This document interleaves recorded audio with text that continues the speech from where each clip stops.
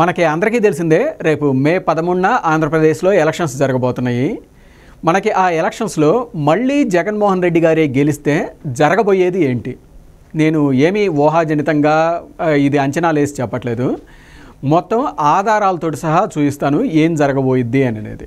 మనకి జగన్మోహన్ రెడ్డి గారు చాలా క్లియర్గా చాలా క్లారిటీగా చెప్పారు. ఏంటంటే ఆదాయం పెంచడం కానీ సంపద సృష్టించటము అనేది నా ప్రధాన అంశమేమీ కాదు అనేసి. అలాగే గత 5 ఏళ్ల నుంచి ఆయన ట్రాక్ రికార్డ్ చూసినా కానీ ఇవన్నీ చూస్తే ఆ విధంగా ఆయన అడుగులు కూడా వేయలేదు. సో ఆయన చాలా క్లారిటీగా ఉన్నారు. సంపద సృష్టించడం లేకపోతే ఆదాయం పెంచడం అనేది నా ప్రయారిటీనే కాదు అనేసి. మరి ఇప్పుడు స్టేట్ని ఎలా నడపాలి, ఎలా అనేసి అంటే ఇప్పటిదాకా అప్పులు చేశారు కదా 10 లక్షల కోట్లు దాదాపు, అలానే మళ్ళీ అప్పులు చేసే స్టేట్ని నడపాల్సి ఉంటుంది. మరి నెక్స్ట్ మనకి అప్పులు ఇస్తారా, అప్పులు ఎలా వస్తాయి? మీకు చూస్తే ఇది క్రిసిల్ రేటింగ్స్ అనమాట. మన ఆంధ్రప్రదేశ్ గురించి వాళ్ళు ఇచ్చింది. ఆంధ్రప్రదేశ్కి నెగిటివ్ రేటింగ్ ఇచ్చారనమాట రీసెంట్గా ఇచ్చిన దాంట్లో. మీకు వాళ్ళు చెప్పింది ఆంధ్రప్రదేశ్ విపరీతంగా అప్పులు చేసింది, డెబ్ట్ టు జిఎస్టీ రేషియో 41% పోద్ది, వాళ్ళు తిరిగి అప్పులు తీర్చే పరిస్థితిలో ఉండరు అనేసి ఆంధ్రప్రదేశ్ బాండ్లను ఎవరైనా కొనేటట్టుంటే వాళ్ళు ఇవన్నీ చెక్ చేసుకోవాలి అనేసి నెగిటివ్ రేటింగ్స్లో ఇచ్చింది. మనకి బ్యాంక్స్ కానీ పర్సనల్ లోన్స్ వీటన్నిటిలో హిస్టరీ చూస్తుంటారు కదా, మన హిస్టరీ బాగలేకపోతే లోన్స్ ఇవ్వద్దు ఇది అనేసి. సేమ్ అలానే స్టేట్కి సంబంధించి ఇలా నెగిటివ్ రేటింగ్స్ ఇచ్చారనమాట. క్రిసిల్ నేషనల్ వైడ్గా ఇది ఇచ్చిందనమాట. సో ఇలా రేటింగ్ ఇచ్చినప్పుడు మనకి ఇక దాదాపుగా అప్పులు పుట్టే కొత్త అవకాశాలు అనేవి చాలా తక్కువ. మరి అలాంటప్పుడు ఇంకేం చేయాలి? ఇంకా ఏం చేయాలి అనేసి అంటే తాకట్టు పెట్టి అప్పులు తెచ్చుకోవాల్సిన పరిస్థితి. మరి తాకట్టు పెట్టడానికి ఆంధ్రప్రదేశ్ దగ్గర ఏమున్నాయి? ఆల్రెడీ మొత్తం తాకట్టు పెట్టేశారు వీళ్ళు. హాస్పిటళ్ళు, బళ్ళు, రోడ్లు, ఆఖరికి వచ్చే 20 ఏళ్లలో మద్యం మీద వచ్చే ఆదాయాన్ని తాకట్టు పెట్టి కూడా అప్పు తీసుకొచ్చారనమాట జగన్మోహన్ రెడ్డి గారు. మరి ఇంకా మన దగ్గర తాకట్టు పెట్టడానికి ఏముంది? తాకట్టు పెట్టడానికి ఏముంది అనేసి అంటే సాగునీటి ప్రాజెక్టులు ఉన్నాయి. సాగునీటి ప్రాజెక్టులను తాకట్టు పెడితే చాలా ఎక్కువ ఇది అప్పులు వస్తాయి అన్నమాట. సో వీటిని తాకట్టు పెట్టే అవకాశం ఉంటుంది. ఒకవేళ వీటిని తాకట్టు పెట్టకపోయినా కానీ మనకి మొన్న చూశారు అంటే ఈ సాగునీటి ప్రాజెక్టులు మెయింటెనెన్స్ సరిగ్గా లేకపోవడం వల్ల కనీసం గ్రీజు బెట్టం చేతగాక పులిచింతల గేటు పోయిందనమాట. అలాగే గుండ్లకమ్మ గేట్ అయితే 2 సార్లు కొట్టకపోయింది. వాటిని ఇంతవరకు రిపేర్ చేయాల. పులిచింతలు కూడా అంతే. మీకు ఇంకా అన్నమయ్య డ్యామ్ అయితే పూర్తిగా కొట్టకపోయింది, 39 మంది చనిపోయారు. మిగతా బ్యారేజీలు కూడా సేమ్ ఇలానే ఉంది.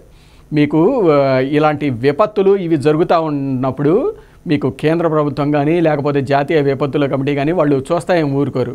వీళ్ళు ఎలా డబ్బులు లేక మెయింటెనెన్స్ సరిగ్గా చేయట్లేదు, దీనివల్ల విపత్తులు సంభవిస్తాయి అనేసి దీన్ని కేంద్ర ప్రభుత్వ పరిధిలోకో రాష్ట్రపతి పరిధిలోకో తీసుకెళ్లే అవకాశం చాలా ఉంటుందన్నమాట. సో మనకి ఈ రాష్ట్రాన్ని రన్ చేయాలి అంటే వాళ్ళు జగన్మోహన్ రెడ్డి గారు కానీ వీళ్ళు తాకట్టైనా పెడతారు. ఆ సంపద సృష్టించకపోతే ఈ సాగునీటి ప్రాజెక్ట్ని తాకట్టైనా పెడతారు, లేదంటే వీళ్ళు దీన్ని మెయింటెనెన్స్ ఇది చేయకపోతే రాష్ట్రపతి పరిధిలోకైనా వెళ్ళిపోతాయి అన్నమాట. అప్పుడు వాటి పరిధిలోకి వెళ్ళిపోయిన తర్వాత జరగబోయే పరిణామాలు ఏంటి? మీకు అప్పుడు ఏదైతే మనకి ఇప్పుడు రైతులకు సాగునీరు ఇవన్నీ అందిస్తున్నాం కదా, వాటి పన్నులు విపరీతంగా పెరిగిపోతాయి అన్నమాట. అలాగే మనకి ఇప్పుడు సాగునీరు కావాలి ఇది అనేసి అంటే అప్పటిగా ప్రతి దానికి ఢిల్లీకి వెళ్ళాల్సి ఉంటుంది గేటు తెరవాలి అనేసి అన్నా కానీ. అలాగే వాళ్ళు ఏవైతే చెబుతారో పంటలు అవే వేయాలి తప్పిస్తే మనకంటూ స్వేచ్ఛగా మనం చూజ్ చేసుకొని వేసుకునే పరిస్థితి అనేది ఉండదు. అలాగే మన రైతులందరికీ తెలిసిందే, మనకి ఎప్పుడన్నా నీళ్లు లేకపోయినా కానీ డ్యామ్లో డెడ్ స్టోరేజ్లో ఉన్నా కానీ ఇది పంటలు ఎండిపోతున్నాయి అనేసి అంటే కొంచెం నీళ్లు వదులుతారనమాట ఇక్కడ ప్రభుత్వాలతోటి మనం మాట్లాడి ఇదంతా చేసేసి. కానీ రేపు వాటి పరిధిలోకి వెళ్ళిపోయింది అనుకోండి, తాకట్టు పరిధిలోకి కానీ లేదంటే రాష్ట్రపతి కేంద్ర ప్రభుత్వం పరిధిలోకి వెళ్ళిందంటే అవేమీ జరగవు అనమాట. వాళ్ళు ఆ మెట్రిక్స్ ఏవైతే ఆ స్టాండర్డ్స్ ఉన్నాయో అవి ఫాలో అవ్వాల్సిందే. నీ పంట ఎండినా నీ గొంతు ఎండినా సంబంధమే లేదనమాట. వాటిని నీళ్ళు అనేవి వదలరు. మీకు ఇంకా మనకి పవర్ సబ్సిడీ ఏదైతే ఉచిత విద్యుత్ అనేది ఇస్తున్నారు కదా, అది అనేది ఉండదు, ఎత్తేస్తారు. మీకు ఆల్రెడీ జగన్మోహన్ రెడ్డి గారు మీకు మోటార్లకు మీటర్లు పెట్టారు కదా, సేమ్ అదే అనమాట. వాటికి ఇదంతా ఎత్తేస్తారు సబ్సిడీ. సో వీటన్నిటికీ ఇలా జరిగితే మరి ఇక రైతు పరిస్థితి ఏంటి? క్రాప్ హాలిడే ప్రకటించడం ఒకటే మార్గం అన్నమాట, పంట విరామం. మీకు వైసీపీ నాయకులు కానీ చాలామంది చెబుతుంటారు కదా, రైతును రాజు చేస్తాం అనేసి. సేమ్ అలానే రాజు అయిపోతాడు రైతు. అంటే ఇప్పుడు రాచరికం రాజులు లేరు కదా, కనుమరుగైపోయారు కదా, అలానే రైతు అనేవాడు కనుమరుగైపోతాడు. మీకు రైతు అనేవాడు కనుమరుగైపోయి పంట విరామం ప్రకటిస్తే నెక్స్ట్ జరగబోయేది ఏంటంటే నిత్యావసర ధరలు మొత్తం పెరిగిపోతాయి అన్నమాట. పప్పు, కూరగాయలు అన్నీ 100 ఉంటే 200 అవుతాయి, 200 ఉంటే 400 అవుతాయి, ఇలా మొత్తంగా పెరిగిపోతాయి అన్నమాట. మీరు అనొచ్చు, ఈ 5 ఏళ్లలోనే జగన్మోహన్ రెడ్డి చేసిన ఈ విధ్వంసానికే ఇంత జరిగిందా, 5 ఏళ్లలోనే ఎలా జరిగిద్దా, మరీ భయపెట్టడానికి చెబుతున్నావా అన్నట్లు. మీకు రోమ్ అనేది కట్టడానికి ఏళ్ళు పట్టిందండి, కానీ హిరోషిమా, నాగసాకి ఒక్క రోజులోనే ధ్వంసం అయిపోయినాయి.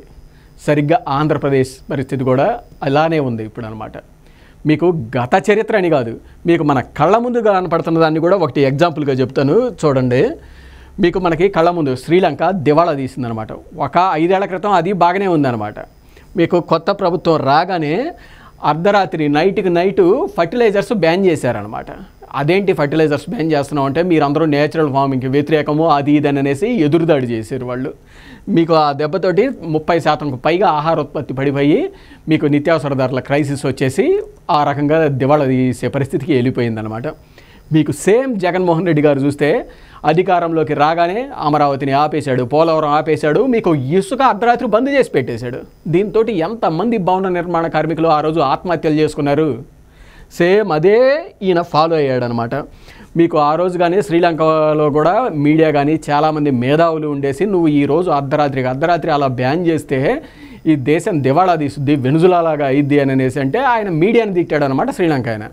సేమ్ అలానే జగన్మోహన్ రెడ్డి గారు కూడా ఏంటి మీడియాని తిడతా ఉంటారు, నా ఇంట్రోకి కూడా బేకలేరు అది ఇది అని అనేసి ఇష్టం వచ్చినట్టు మాట్లాడాడు. వీటన్నిటిని బంద్ చేస్తా. మీరు అనొచ్చు, ఏ శ్రీలంక దేశము, ఆంధ్రప్రదేశ్ రాష్ట్రము, దేశాన్ని రాష్ట్రంతో కంపేర్ చేస్తావా అని అనేసి. మరి జగన్మోహన్ రెడ్డి ఆ సౌత్ ఆఫ్రికా 3 రాజధానులను అనేసి రాష్ట్రాన్ని దేశంతో కంపేర్ చేయలేదా ఏంటి?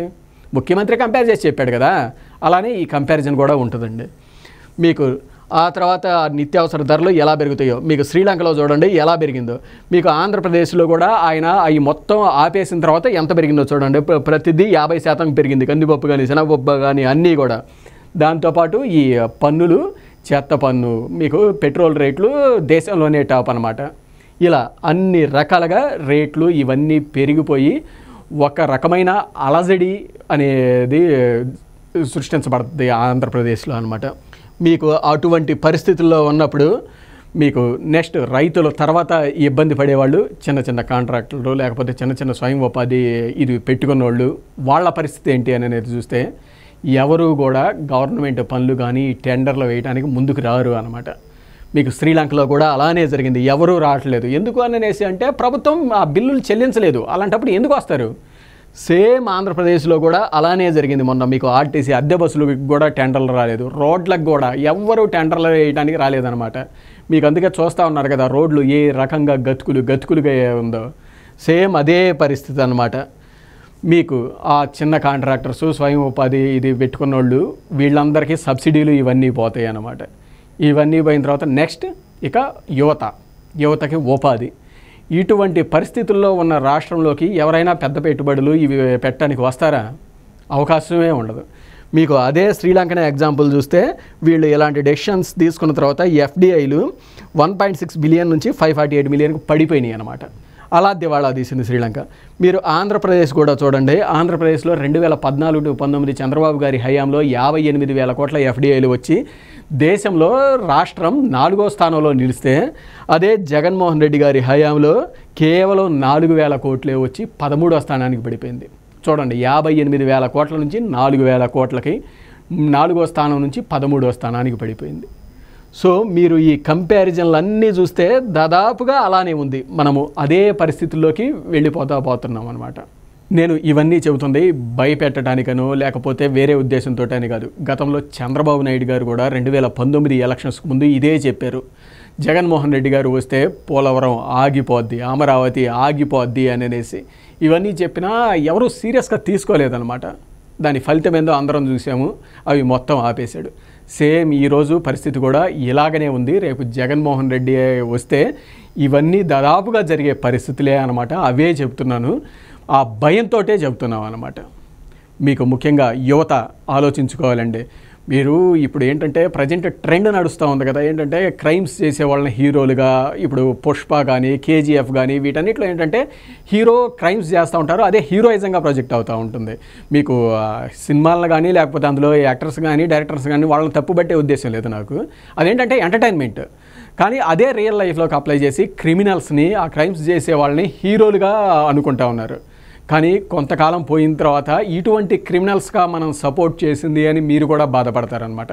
కాబట్టి ఆ అవకాశం ఇవ్వద్దు. ఎవరు దేశం మెచ్చిన పనిమంతుడు అనేది చూడండి, ఎవరు క్రిమినల్స్ అనేది చూడండి అనమాట. అలాగే మిడిల్ ఏజ్లో ఉన్నవాళ్ళు కూడా మీకు కుటుంబ బాధ్యతలు మాత్రమే కాదు, మీ కుటుంబానికి మా మంచి సమాజాన్ని ఇచ్చే శక్తి కేవలం ఒక మంచి నాయకుడి మీదే ఉంటుంది. ఆ నాయకుడికి అండగా ఉండాల్సిన బాధ్యత ప్రతి ఒక్కళ్ళ మీద ఉంటుంది. రేపటి రోజున మీ పిల్లలు వచ్చి రాష్ట్రం ఆ రకంగా అరాచకంగా సాగుతూ ఉంటే నీ వంతుగా నువ్వేమి చేశావు అనేసి అడిగితే అప్పుడు వాడి కళలోకి నిజాయితీగా చూసేసి నేను నా కర్తవ్యాన్ని నేను చేశాను అని చెప్పాలి తప్పిస్తే అది చెప్పుకోలేక తెల్లమొహం వేసే పరిస్థితుల్లో ఉండకూడదన్నమాట. అలాగే ఉద్యోగస్తులు మీకు అన్ని రకాలుగా పక్క రాష్ట్రంతో ఆ రోజు ధనిక రాష్ట్రం అని చెప్పుకున్నా కానీ వారికంటే ఎక్కువగా పే స్కేల్స్ ఇవన్నీ పెంచారనమాట. అలాగే చంద్రబాబు నాయుడు గారు గత 5 ఏళ్ళలో ఏమన్నా కాన్ఫరెన్స్లని ఇవని మీ చేత ఎప్పుడన్నా 1 గంట ఎక్కువ పని చేయించుండొచ్చు, కానీ అది మీ చేత మాత్రమే చేయించలేదు, ఆయన కూడా మీతో పాటు కూర్చున్నాడు అనేసి గుర్తించండి. మీకు జగన్మోహన్ రెడ్డి గారు కానీ తాడేపల్లి ఇంట్లో కూర్చొని మిగతా వాళ్ళందరినీ పని చేయమంటున్నారు కదా, అలా చేయలేదు కదండి చంద్రబాబు గారు. మీతో పాటు ఆయన కూడా అంతే కూర్చొని పనిచేసి చేయించాడు అనమాట. స్టిల్ ఒకవేళ మీ చేత 1 గంట ఎక్కువ పని చేయిస్తే అది ఆ రోజుకి విసుక్కోదగ్గ పొరపాటేమో కానీ దాన్ని అంతే గుర్తుపెట్టుకొని కోపం పెంచుకొని ఏళ్ల తరబడి కక్ష పెంచుకోవాల్సినంత తప్పు అయితే కాదండి. అసలు అంతెందుకంటే ఈరోజు ఎవరికైనా కానీ జీతాలు ఎప్పుడు వస్తాయి అనే క్లారిటీ ఉందా? రేపటి రోజు జగన్మోహన్ రెడ్డి గారు వస్తే జరగబోయేది ఇంకా దారుణంగా ఉంటుందన్నమాట. అలాగే మిగతా మేధావులు, జర్నలిస్టులు వీళ్ళందరూ కూడా మీరు ప్రతి ఒక్క చిన్న విషయాన్ని కూడా ఎనలైజ్ చేస్తూ ఉంటారండి, ఇది చేస్తూ ఉంటారు. మీకు అలా ప్రతి చిన్న విషయాన్ని చూసుకుంటే చంద్రబాబు నాయుడు గారి రాజకీయ జీవితం 40 ఏళ్ల సుదీర్ఘ రాజకీయ జీవితం. ఈ 40 ఏళ్ల సుదీర్ఘ రాజకీయ జీవితంలో ఆయన కొన్ని చిన్న పొరపాట్లు చేసే ఉండొచ్చు, కానీ ఆ చిన్న పొరపాట్లను మాత్రమే మీరు భూతద్దంలో చూసే ముందు ఆయన పోరాడింది ఎవరి మీద అనేది ఒకసారి చూడండి. ఆ ఎదుటి వాళ్ళది కుటుంబ సభ్యులను కూడా చంపేంత క్రిమినల్ బ్యాక్గ్రౌండ్ వారి కుటుంబ సభ్యులే బయటకు వచ్చి చెబుతున్నారు, మా కుటుంబం చేతులు మొత్తం నెత్తుడితో తడిచిపోయి ఉన్నాయి అనేసి. మరి అటువంటి క్రిమినల్స్ మీద పోరాడుతున్నప్పుడు ఇటువంటి చిన్న చిన్న పొరపాట్లను ఎక్స్క్యూజ్ చేయొచ్చు అనే పెద్ద మనసుతో చూడండి. ఒక విశాల దీంతో చూసి రాష్ట్ర మంచి కోసం ఎవరు మంచిది అనేది ఆలోచించి మీరు కూడా ఇన్ఫ్లుయెన్సర్స్ కాబట్టి ఇన్ఫ్లుయెన్స్ చేయడానికి ట్రై చేయండి. రాష్ట్రం మంచి కోసం చూడండి, అంతే తప్పిస్తే ప్రతి చిన్నదాన్ని భూతద్దంలో చూపించి ఇలా చేయించడం కాదండి. మొత్తంగా మన రాష్ట్ర పరిస్థితి ఈరోజు నడిసంద్రంలో చిక్కున్న నావలాగా ఉంది. ఈ నావని దరిచేర్చే బాధ్యత అనుభవజ్ఞుడైన ట్రాక్ రికార్డు ఉన్న చంద్రబాబు నాయుడు గారికి ఇస్తామా, లేకపోతే క్రిమినల్ బ్యాక్గ్రౌండ్ ఇవన్నీ ఉన్న జగన్మోహన్ రెడ్డి గారికి ఇచ్చి ఆ నడిసంద్రంలో మునిగిపోదామా అని నిర్ణయం తీసుకోవాల్సింది మనమే అన్నమాట. జగన్మోహన్ రెడ్డి గారికి 2019లో 1 ఛాన్స్ అని అడిగితే ఇచ్చారు, ఆయన ఇప్పుడు రాష్ట్రం మొత్తానికి 1 ఛాన్స్ ఇచ్చాడనమాట. ఇప్పుడు కానీ మీరు కాపాడుకోలేకపోతే ఇక రాష్ట్రాన్ని కాపాడుకోలేరు అనేది. ఇప్పుడు కానీ చంద్రబాబు నాయుడు గారికి ఇది ఇవ్వకుండా జగన్మోహన్ రెడ్డి గారికి అధికారం ఇస్తే రాష్ట్రాన్ని ఇక ఏమీ చేయలేము, అది కాపాడే పరిస్థితుల్లో కూడా ఉండదన్నమాట. కాబట్టి అందరూ ఆలోచించి నిర్ణయం తీసుకోండి. మనకి నేత కావాలా, క్రిమినల్స్ కావాలా అనేసి క్రిమినల్స్ చేతిలో రాష్ట్రాన్ని మగ్గిపోనివ్వద్దండి. Thank you.